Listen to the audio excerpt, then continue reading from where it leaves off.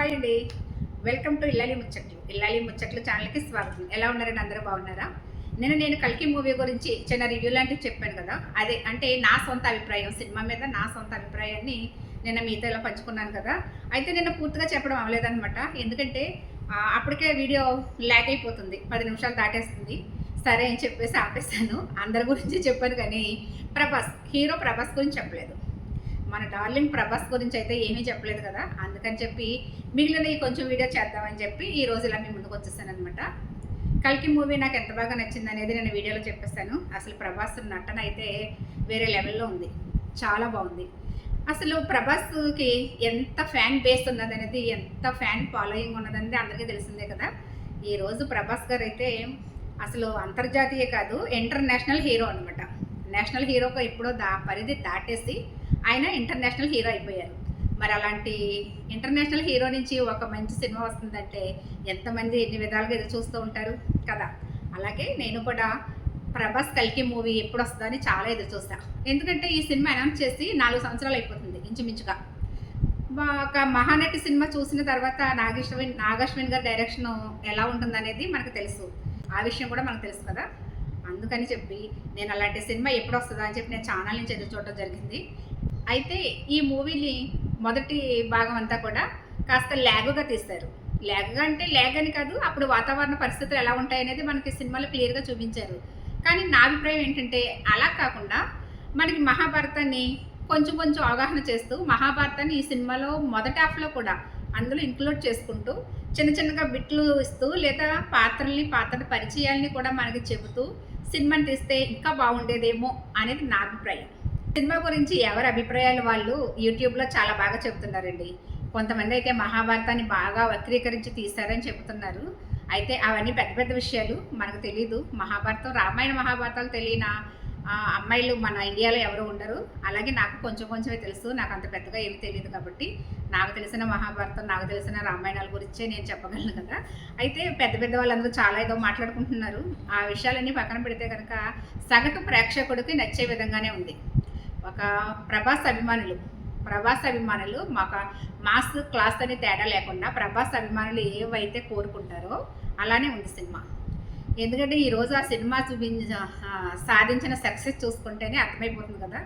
అసలు కలెక్షన్ల గురించి కూడా చెబుతుంటే మైండ్ బ్లోయింగ్ అనమాట.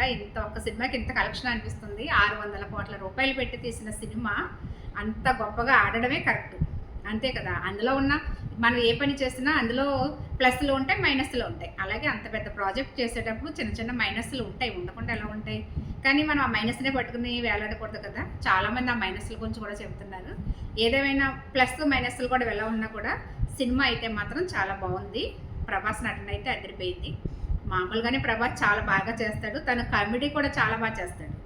ఫైట్ సీను, ఎమోషనల్ సీన్సే కాకుండా తన కామెడీ కూడా భలే పండిస్తాడు.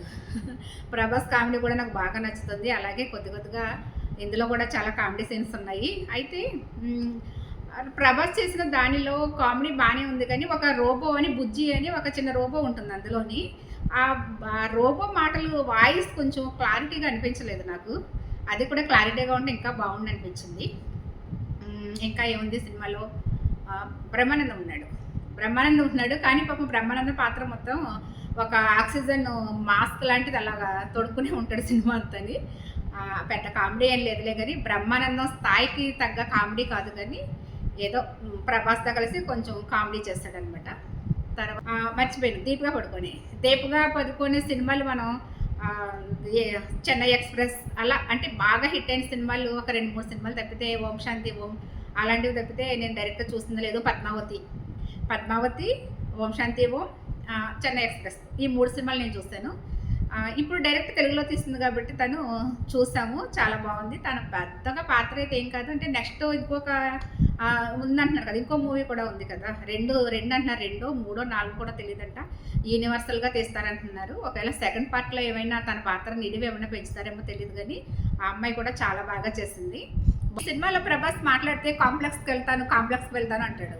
సినిమా అంతా కూడా కాంప్లెక్స్ అనడం సరిపోతుందనమాట. ప్రథమార్థం అంతా. అంటే సగం వరకు కూడా మాట్లాడితే కాంప్లెక్స్ అంటూ ఉంటాడు. తను కాంప్లెక్స్‌కి వెళ్ళడం కోసం డబ్బులు సంపాదించడానికి ఏ పనైనా చేస్తాడనమాట. అది అలాంటి పనైనా సరే. ఇంకా అందులో పాపం పుణ్యాలు అంటే ఆ టైంలో అసలు పాప పుణ్యాలన్న ప్రసక్తే లేదక్కడ. ఎవరికి ఏది దొరికితే అదే అనమాట. తనకి డబ్బు కావాలి. ఆ డబ్బు కోసం ఎంతటి పనైనా చేస్తాడనమాట. అలాంటి పాత్రలో ప్రథమార్థం అంతా కూడా ప్రభాస్ నటన అయితే అలా సాగింది. తను second half cinema interval scene అయిన తర్వాత ఇంకా సినిమా మూవీ అయిపోతుంది అనేసరికి ఒక బాధ్యతాయుతమైన పౌరుడిగా నిలబడతాడు అనుకుంటా.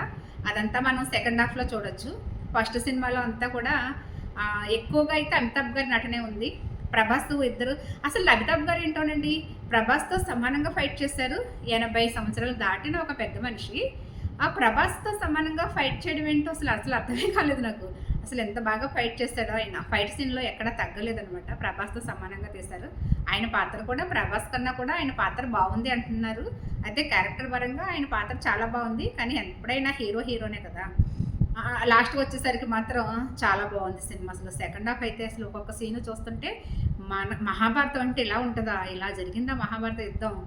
అసలు మహాభారతం మన రాజమౌళి గారు తీస్తారు. ఎప్పుడో 10 సంవత్సరాల తర్వాత రాజమౌళి గారి దగ్గర నుంచి మహాభారతం సినిమా వస్తుందని చెప్పి అంటున్నారు కదా. ఆ మహాభారతం సినిమా వచ్చినట్టు మన తెలుగు ఇండస్ట్రీలో ఉన్న హీరోలందరినీ కూడా పెట్టి ఆయన మహాభారతం తీస్తారట అని చెబుతున్నారు.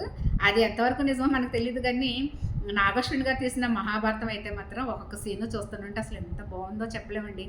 మహాభారత సీన్స్ అంటే అలా ఉంటాయా అనిపించింది. ఈ మహాభారతం సీన్లు రాజమౌళి గారి కన్నా చాలా ఇంకా ఎక్కువగా తీశాడు నాగశ్విన్ గారు. అలాంటి ఈ సినిమా ఇంత బాగా వచ్చింది కదా. ఇంకా రాజమౌళి గారు తీస్తే మహాభారతానికి ఏ రేంజ్లో తీస్తారు. ఇకపోతే ఈ సినిమాలో కాంప్లెక్స్ అని అంటారని చెప్పాను కదా.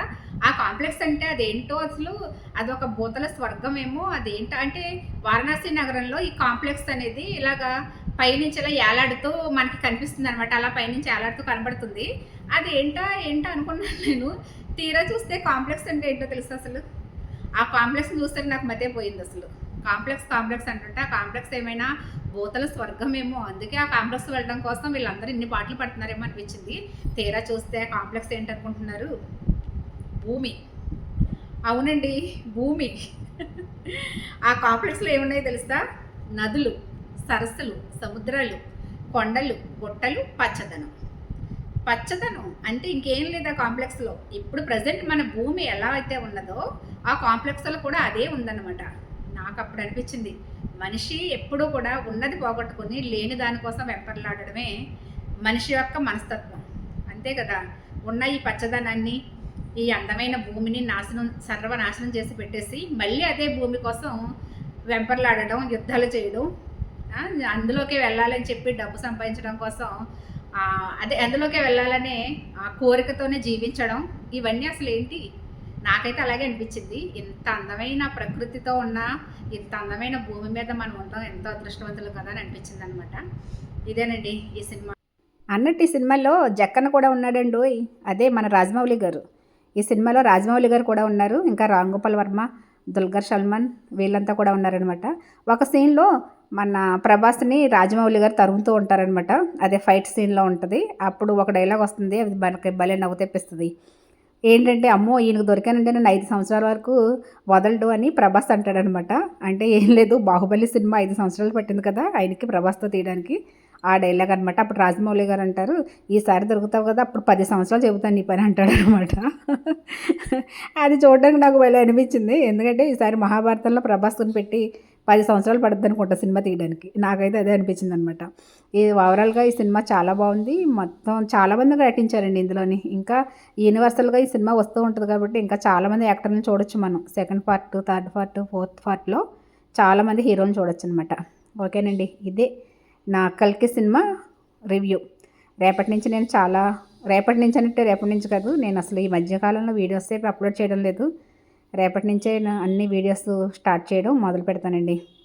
అయితే నేను డైట్ వీడియోస్ కూడా నా నుంచి వస్తాయని చెబుతున్నాను, ఏమీ రావడం లేదు.